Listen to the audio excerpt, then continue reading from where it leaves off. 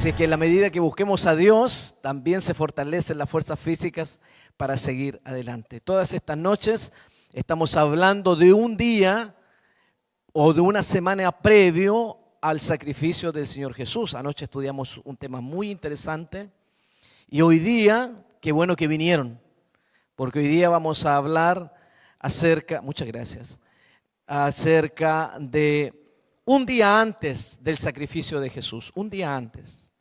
¿Qué sucedió el día jueves en la noche previo al sacrificio de Jesús? La cristiandad, creemos que Jesús fue crucificado un viernes por la tarde y fue puesto en la cruz un viernes a la puesta del sol y quedó ahí en la tumba el sábado, reposando así como lo hizo en el inicio de la creación. Interesante eso. Y al tercer día resucitó, el primer día de la semana, dice la Biblia, donde los cristianos reconocemos que todo es el día domingo que resucitó Jesús. Pero el día jueves, en la tarde, ¿qué sucedió en la noche? Yo quiero tomar tiempo entonces junto a ustedes para abrir la Biblia en el libro de Lucas, capítulo 22. Lucas, capítulo 22 del libro de Lucas. ¿Quién no tiene Biblia puede levantar su mano? Y estamos repartiendo Biblias. Allí no hay Biblias, muy bien. Y si no, está bien, puede encender su celular. Pero no mire el WhatsApp ni en Instagram, por favor. No hay problema. Sí, también podemos. O si tiene usted la aplicación de la Biblia en su celular, perfecto, ¿no? Yo tengo también una aplicación aquí donde está la Biblia en mi celular. Pero ahora vamos a dedicarnos a leer el texto. Y uno de los mayores enemigos de los oradores es el tiempo. El tiempo corre rápido. Cada segundo es vital para poder exponer a ustedes la idea de esta tarde. Esta tarde vamos a hablar de Lucas capítulo 22, verso 39 en adelante. Lucas capítulo 22, verso 39 en adelante. Es una lectura que viene porque el jueves en la tarde, un jueves en la tarde como esto, Jesús preparó todo en el aposento alto, en una casa en el segundo piso. Los discípulos fueron y prepararon una cena. Era la última cena de Jesús con sus discípulos, pero Jesús no llevó un siervo que lavara los pies. Es por eso que esa noche todos llegaron a la cena, todo estaba bien dispuesto, había jugo de la vid, había pan, estaban celebrando la Pascua de los judíos, pero no había un siervo. Y Jesús había preparado todo excepto el siervo que siempre estaba en las cenas para lavar los pies polvorientos y participar de la cena limpios según el ritual judío. Pero la Biblia dice de que no habiendo un siervo, el Señor Jesús se sacó el manto, trajo un lavatorio con agua y puso el lavatorio delante de todos los discípulos y él lavó los pies de los discípulos. Los discípulos estaban asombrados porque cómo era que el maestro, ¿no? Su maestro lavara el pie de los discípulos. Y Jesús habló, ¿cierto?, acerca del verdadero significado de servir a Dios es también servir al prójimo. Y el que era capaz de humillarse delante de los demás iba a ser enaltecido. Y Jesús dijo, esta noche me van a entregar y hay uno que me va a entregar. Y ese fue Judas. Ustedes lo pueden leer ahí en el texto de la Biblia. En los 4 evangelios aparece esta experiencia. Es una experiencia extraordinaria. Jesús lavando a los discípulos. Tiene mucho simbolismo, mucho significado. Un significado para nosotros hoy día. Pero yo quiero llevarlos rápidamente a lo que sucedió después de esa cena esa noche. Salieron del aposento alto cantando un himno y se dirigieron al huerto del Getsemaní. Si me ayudan con la proyección, por favor, les agradecería porque les quiero mostrar en una primera imagen lo que es hoy es el huerto del Getsemaní. El huerto del Getsemaní era un lugar donde Jesús se apartaba frecuentemente para orar a su Padre Celestial. Era un lugar de descanso también, pero era el lugar donde Jesús se apartaba para orar. Yo tuve la bendición, el privilegio de estar en ese lugar. Y traté de armarme de paciencia y de ánimo para pensar que en ese lugar Jesús tomó la decisión de morir por nosotros. Ese fue el lugar que Él buscó y designó para morir por usted. Un jueves en la tarde. Ya era de noche. Y tomaron los discípulos y dice el verso capítulo 22 del libro de Lucas, verso 39. ¿Lo encontraron? ¿Lo encontraron? Dice, y saliendo se fue como solía al monte de los olivos. Este es el monte de los olivos, o el jardín de los olivos.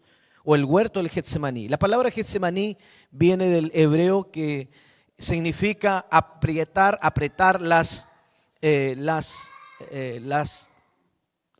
aceitunas para poder sacar aceite de las aceitunas. Ese lugar que estaba ahí estaba preparado para poner las aceitunas en una prensa y las aceitunas eran exprimidas y de ese jugo de las aceitunas sacaban el aceite de oliva. Por lo tanto, cuando alguien hablaba del Getsemaní, hablaba del apriete de las aceitunas. Y saben ustedes que Jesús eligió ese lugar seguramente, dicen los entendidos, porque había todo un simbolismo de que esa noche el Salvador del mundo iba a ser oprimido, iba a ser apretado por la circunstancia del pecado y no iba a sudar aceite, iba a sudar gotas de sangre por nosotros. Ese es el huerto del Getsemaní hoy día. Es un huerto pequeño, está cercado, no se puede tener acceso a los olivos y hay un olivo enorme, grande en el centro de ese huerto que algunos dicen que tiene más de 2000 años y que es muy posible que ese huerto estuviese presente cuando esa noche Jesús fue a orar por nosotros. El texto de la Biblia dice que saliendo se fue como solía a un lugar, al monte de los olivos, y sus discípulos también lo siguieron. Ustedes me siguen con la lectura. Cuando llegó a aquel lugar les dijo: orad para que no entréis en tentación. Y él, apartándose de ellos a distancia como un tiro de piedra, cerca de ellos, puesto de rodillas, oró, diciendo: Padre, si quieres, pasa de mí esta copa, que no sea mi voluntad, sino la tuya. La copa a la que se está refiriendo Jesús era la muerte. Su humanidad estaba rebelándose contra los designios de lo que significaba pagar la paga de la muerte del ser humano para que Él tomara su lugar. Verso 42, leo nuevamente diciendo: si quieres, Padre, pasa de mí esta copa, pero que no se haga mi voluntad, sino la tuya. El texto es tan apretado, el texto es tan breve, que no alcanzamos a dimensionar lo que sucedió esa noche en el huerto del Getsemaní. En el huerto donde se apretaban las aceitunas para sacar aceite, era el huerto de la aflicción del Maestro, del Salvador del mundo. Esa era la noche antes que a Jesucristo habrían de tomarlo preso para llevarlo a la cruz del Calvario. La economía de la Biblia solo dice que Jesús se apartó a una distancia prudente y oraba al Padre diciendo: Padre, de mí pasa esta responsabilidad, pero que no se haga mi voluntad, sino la tuya. Y el verso 43 me interesa mucho. Dice: y se le apareció un ángel del cielo para fortalecerle. Y yo estuve pensando, ¿qué quiere decir la Biblia en estos dos versículos? Por un lado, Jesús orando al Padre: Padre, si es posible que pase de mí esta copa, esta responsabilidad, pero que no se haga como tú, sino que no se haga como yo quiero, sino como tú. Y en ese momento vino un ángel del cielo y asistió a Jesús. No siempre se conoce este versículo. Si avanzamos a la siguiente imagen, por favor. Ahí hay una imagen de una película conocida que habla acerca de la vida de Jesús. Y ahí está Jesús en el huerto del Getsemaní, orando, porque ese era el momento de la mayor prueba para Jesús. Era el momento de tomar la decisión para ir a la cruz del Calvario. Y nosotros siempre contamos esta historia de una manera quizás un poco monótona, un poco fría, un poco distante, donde sabemos que Jesús fue al huerto de Getsemaní a orar, al huerto de los olivos, y allí tomó la decisión para morir por nosotros. Pero quizás no logramos entender el ambiente, y yo quiero traer para ustedes la lectura de un libro que comenta estos versículos, que se llama El deseado de todas las gentes.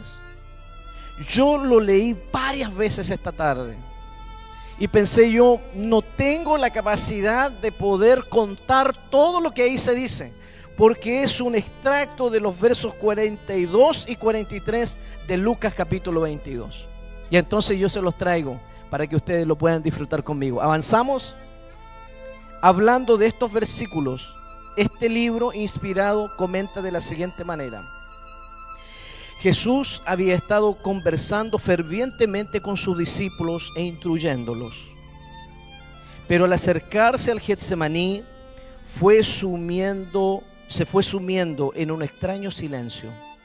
Con frecuencia había visitado este lugar para meditar y orar, pero nunca con un corazón tan lleno de tristeza como esta noche de su última agonía.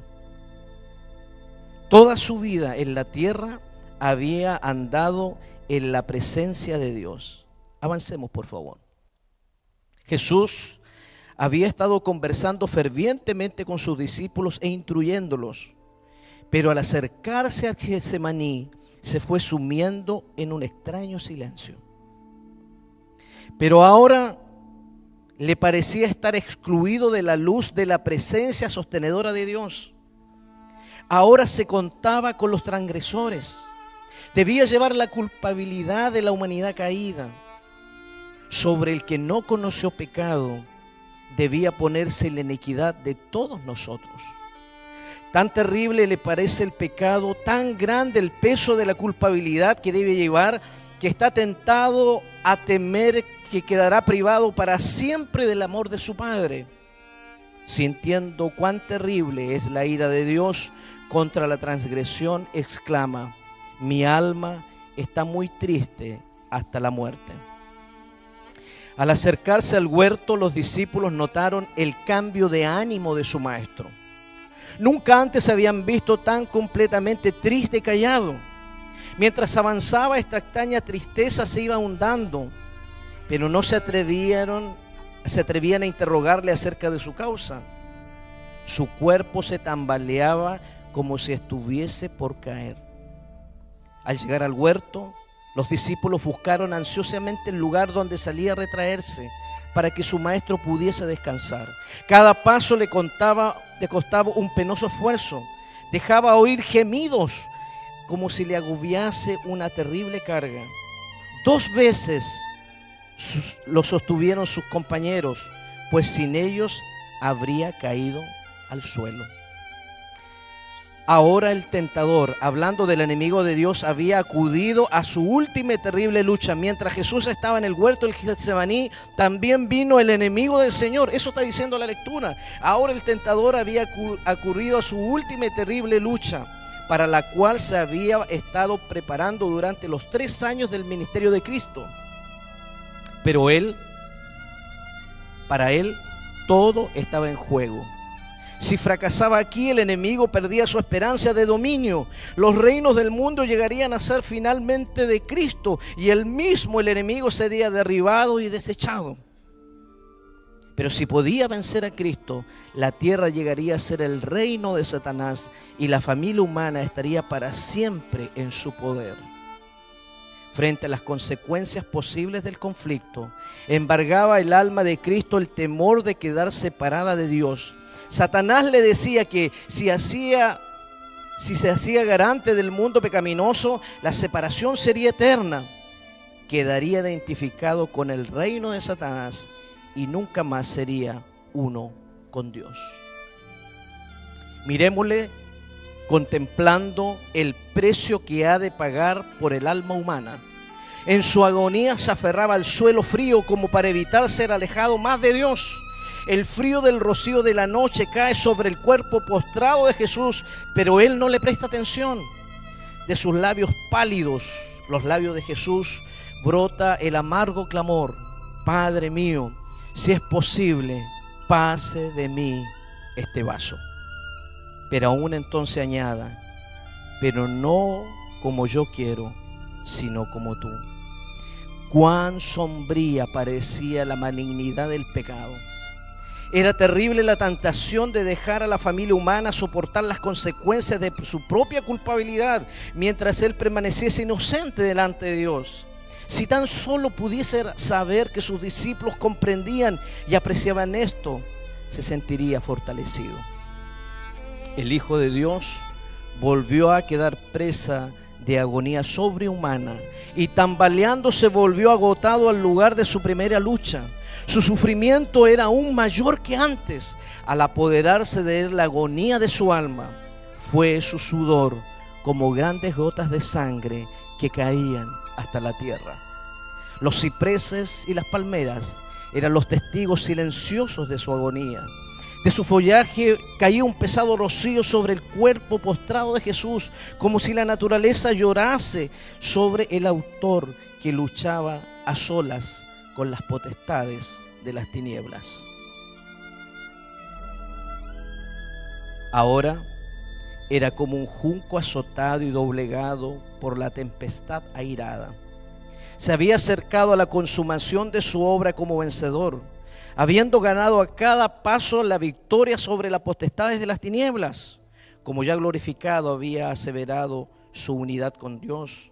En acentos firmes había elevado sus propios cantos de alabanza, había dirigido a sus discípulos palabras de estímulo y ternura, pero ya había llegado la hora de la potestad de las tinieblas. Su voz se oía en el tranquilo aire nocturno, no en tonos de triunfo, sino impregnada en angustia humana.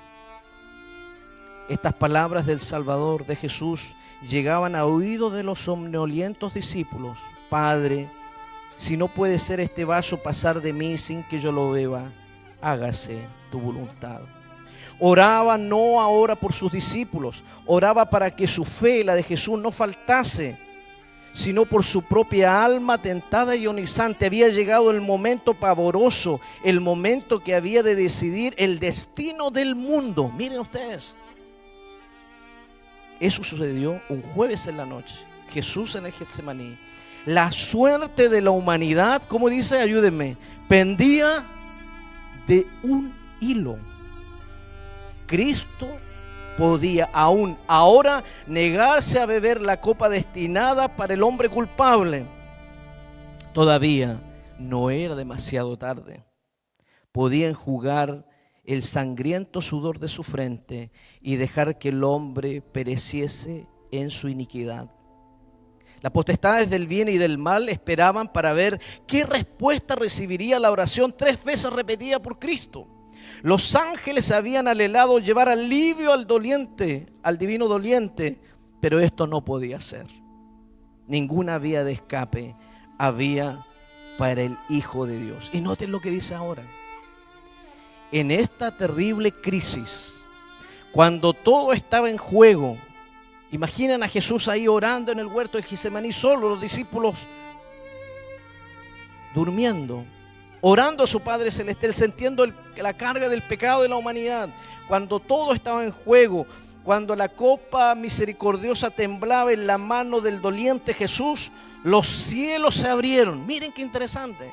Cuando Jesús estaba a punto de tomar la decisión de salvar al hombre o no, el cielo se abrió. Por eso que el texto del verso 43 dice que un ángel del cielo vino y fortaleció a Jesús. Vamos a leer de nuevo. En esta terrible crisis, cuando todo estaba en juego, cuando la copa misteriosa temblaba en la mano del doliente, los cielos se abrieron y una luz resplandeció de en medio de la tempestuosa oscuridad de esa hora crítica, y el poderoso ángel que está en la presencia de Dios, ocupando el lugar del cual cayó Satanás, vino al lado de Cristo. Vino para quitar su mano, no vino para quitar su mano de la copa, sino para fortalecerse a fin de que pudiese beberla, asegurado del amor de su Padre. Vino para dar poder al suplicante divino humano. Y miren lo que sucede ahora. Ahí es Jesús en medio del huerto del Getsemaní con un ángel sosteniéndolo. Se le mostró los cielos abiertos y le habló de las almas que se salvarían como resultado de sus sufrimientos. ¿Qué les parece a ustedes? Eso es lo que dice la Biblia, que vino un ángel del cielo para sostenerle. Pero ¿qué fue lo que hizo ese ángel? Le mostró todas las personas que iban a ser salvas por Jesús. Maravilloso el texto. El ángel lo alertó y le habló de las almas que se salvarían como resultado de sus sufrimientos. Le aseguró que su Padre es mayor y más poderoso que Satanás, que su muerte ocasionaría la derrota completa de Satanás y que el reino de este mundo sería dado a los santos del Altísimo. Le dijo que vería el trabajo de su alma y quedaría satisfecho porque vería una multitud de seres humanos salvados, eternamente salvos. ¿Qué les parece la lectura? Hermosa, ¿no? Significativa. Toca el corazón.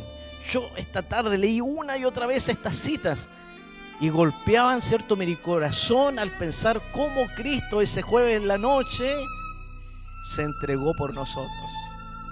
Tomó la decisión. Una paz celestial se leía ahora en el rostro manchado de sangre. Había soportado lo que ningún ser humano hubiese podido soportar, porque había gustado los sufrimientos de la muerte por todos los hombres. Y cierra la lectura. Mirándolos tristemente, fue donde los discípulos y les dijo: dormid ya y descansad.